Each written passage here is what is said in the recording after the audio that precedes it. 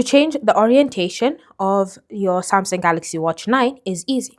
Now, changing the wrist orientation means you opening up settings, then you want to scroll and select General. Under General, scroll down until you find Orientation and select that. Then from here, you can now choose whether you want it on your left or right wrist. Now, depending on which one you select, you can also choose to customize the button position. So say, for example, you select left wrist, you can choose whether you want the buttons on the left or on the right.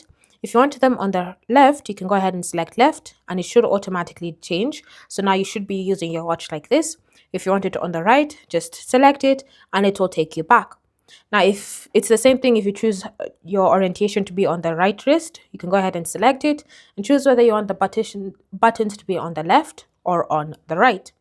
Do ensure that when you do this as well, to ensure that you put the wristbands correctly so that you can be able to use the Galaxy Watch 9 to its fullest potential. Thanks for watching. If you have questions or comments, feel free to leave them down in the comment section below, and I'll see you in the next video.